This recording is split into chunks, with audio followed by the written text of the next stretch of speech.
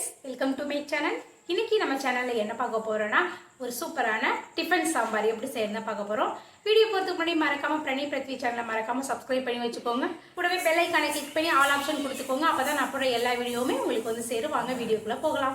இட்லி சாம்பார் செய்யறதுக்கு நான் குக்கரில் 1/4 கப் துவரம் பருப்பு எடுத்துக்கிறேன். அது கூடவே 1/4 கப் பாசி பருப்பு எடுத்துக்கிறேன். இதை நல்லா 2 டைம் நல்லா கழுவி எடுத்துக்கிறேன். அதுக்கப்புறம் இது கூடவே கட் பண்ண தக்காளி சேர்த்துக்கிறேன். ஒரு 4-5 பல் பூண்டு சேர்த்துக்கிறேன். ஒரு வெங்காயம் சேர்த்துக்கிறேன்.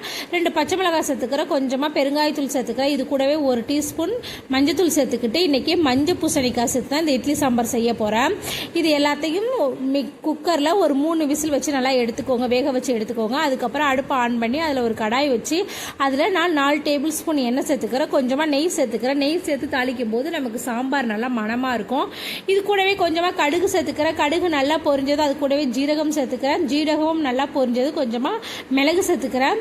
மிளகு எல்லாம் பொரிஞ்சதும் இது கூடவே நான் 2 வரமிளகாயை 1-2 கிள்ளி அது கூடவே போட்டுக்கிறேன். இது எல்லாம் நல்லா வதங்கினதும் நான் சின்ன வெங்காயம் சேர்த்துக்கிறேன். இட்லி சாம்பாருக்கு சின்ன வெங்காயம் தான் சூப்பராக இருக்கும். நீங்கள் கண்டிப்பாக சின்ன வெங்காயமே சேர்த்து செய்யுங்க.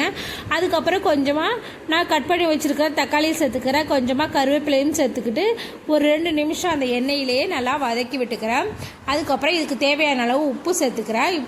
உப்பு சேர்க்கும்போது நமக்கு தக்காளி வெங்காயம் நல்லா வெந்து வதங்கி வரும். அதுக்காக தான். கூடவே 1 டேபிள் ஸ்பூன் நான் சாம்பார் தூள் சேர்த்துக்கிறேன். இது வீட்டிலே அரைச்ச சாம்பார் தூள் தான்.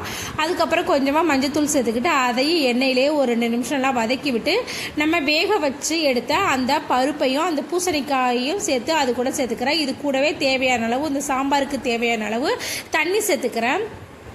தண்ணியும் சேர்த்துக்கிட்டு நல்லா மிக்ஸ் பண்ணி விட்டுக்கிறேன். மிக்ஸ் பண்ணி விட்டு ஒரு மூடி போட்டு ஒரு 10 நிமிஷம் நல்லா கொதிக்க விட்டுக்கோங்க. நமக்கு சாம்பார் வந்து ஹோட்டலுங்கெல்லாம் திக்காக இருக்கிறதுக்கு காரணமே இந்த மஞ்சள் பூசணிக்காய் தான். போட்டு செய்யும்போது நமக்கு சாம்பார் டேஸ்ட்டாகவும் இருக்கும், நல்லா திக்காகவும் இருக்கும்.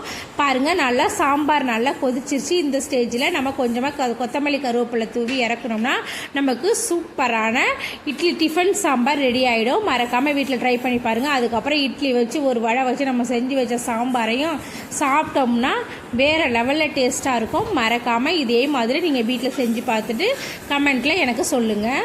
அவ்வளோதான். வீடியோ பிடிச்சிருந்துச்சுன்னா மறக்காமல் சேவ் பண்ணி உங்கள் வீட்டில் செஞ்சு கொடுத்து பாருங்கள். நாளைக்கு வேறு ஒரு ரெசிப்பியில் பார்க்கலாம். அப்படியே என்னோட பிரணி பிருத்வி சேனலை சப்ஸ்கிரைப் பண்ணி வச்சுக்கோங்க. நாளைக்கு வேறு ஒரு ரெசிப்பியில் பார்க்கலாம். நமக்கானவங்களுக்கு செய்கிற சாப்பாட்டை கஷ்டப்பட்டு செய்யாமல் இஷ்டப்பட்டு செஞ்சு கொடுத்து பாருங்கள். ரசம் கூட அமிர்தமாக இருக்கணும். தேங்க்ஸ் ஃபார் வாட்சிங்.